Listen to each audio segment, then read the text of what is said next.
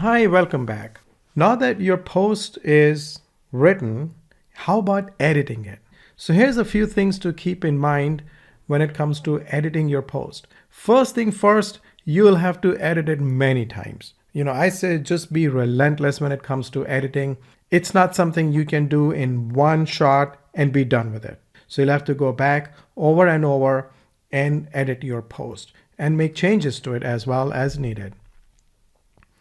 While editing, make sure the focus remains the same. It's one focus or one topic or one idea. If you started writing about mold and then you also provide cleaning services, then don't add carpet cleaning, office cleaning, upholstery, rug cleaning, HVAC, floor cleaning, and so on and so forth.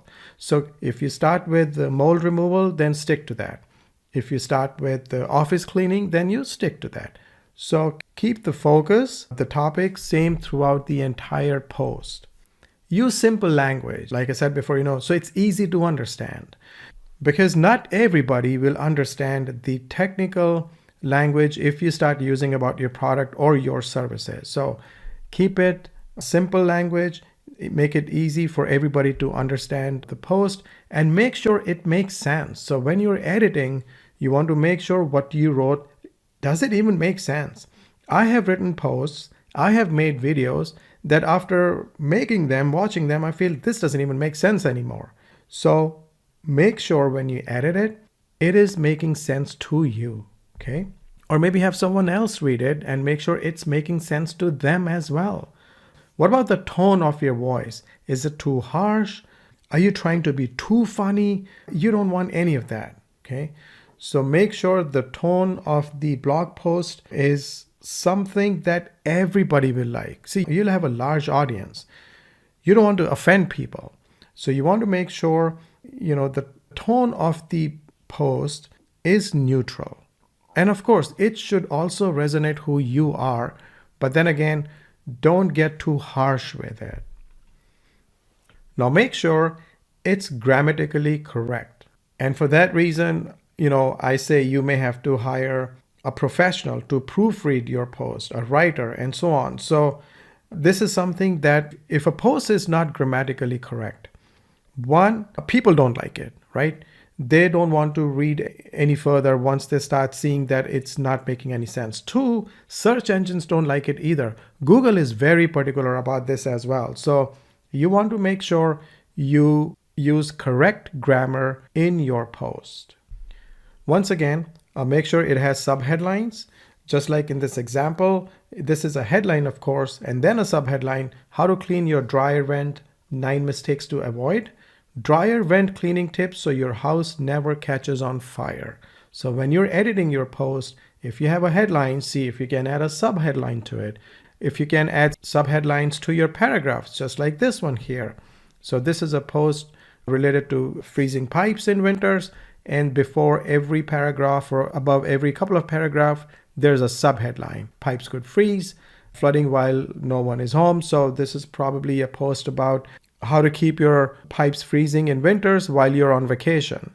So this is what the post is about. And now we're saying, your pipes could freeze when you're gone, flooding while no one is home, drips could cost you money, and so on and so forth. So see if you can add subheadlines.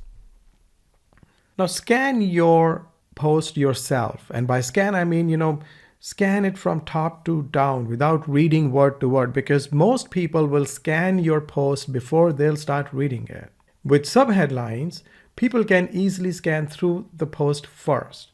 If they like, they can read the entire post because you can't really scan through paragraphs after paragraphs. But if you have images, if you have subheadlines, that'll make it easy for people to scan your post. Once they like what they see, then they'll read it. So don't forget to add subheadlines for that reason as well. Now, when you're done writing the post and while you're editing it, make sure, it resonates with your personality, with your brand. I am who I am, okay? If I know Tony Robbins is a better speaker than me, that doesn't mean I start imitating him on stage, right? I learn from him, or I can learn from him, but I cannot start imitating him. So learn from others, but don't become them. if there's a person in your area who's a great blogger, he gets lots of likes and shares on social media, people look up to him, that's a great thing. Learn from what he's doing, but don't try and become him. Don't try and copy him. Okay, that's what I'm trying to say. So when you edit your blog post or when you write your post, make sure it resonates with your brand and your personality, who you are. Personally, I like to keep things simple. Okay, when I was trying to learn SEO 10 years ago or so, when our business was down, I had a lot of debt and so on. At that time, I was trying to figure out SEO. I had given money to an SEO company, my last money that I had, and they ran away with it. They were gone within 3 weeks. They shut down. So when I was trying to figure SEO out and I started reading articles online, they confused me because people were using computer language. They were trying to act smart.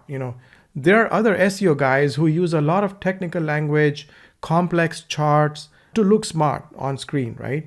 But I don't do that unless it's necessary. So that's just who I am. It doesn't mean I'm any better than them, but that's me. I like to keep things simple. My articles, my blog posts, my videos are all in simple language. I don't show any complex charts, arrows, and so on. I can, but I don't. So be yourself when it comes to blogging. Eventually, you'll see that you'll have a following. There will be a kind of people that will like you for who you are, how you write, and so on.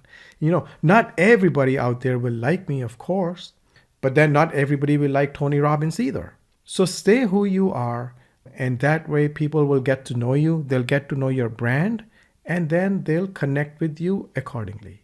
Okay? So keep that in mind. And please don't agonize over making your blog post perfect, because I've said it before, I'll say it again, take it as it'll never be perfect. Once again, a great thing about blog post is that you can edit it even after publishing it. So let it go live, test it, and let's see what people have to say about it. Okay, don't be too hard on yourself. Don't take too long to post it out there, to publish it. And don't feel that you have to use every single strategy that we have talked about in this course. You cannot do it all. So, try to have as much as you can, but you cannot have it all, or try not to have it all, because that's just going to delay things.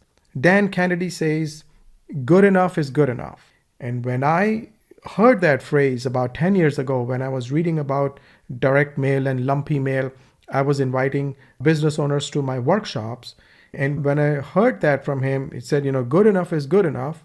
Well, that was it. Then I would just write invitation letters to local businesses and invite them to my workshops. I got clients out of it. They were paid workshops, $299 or $297 per person. So I would make money that way because I needed it. So I would make money both ways. One, people who attended the workshops, and then a few of those became my clients. Now, before inviting businesses to my workshops, I spent hours, days trying to figure out what I should write, because I'm not really a good writer. I've said that before. I'm not really a good writer. But when I heard the phrase, good enough is good enough, I said, okay, fine. I'm going to write an invitation and send it to people. And that's what I did. So don't agonize over it, over making it perfect. Good enough is good enough. Just like Dan Kennedy says, good enough is good enough.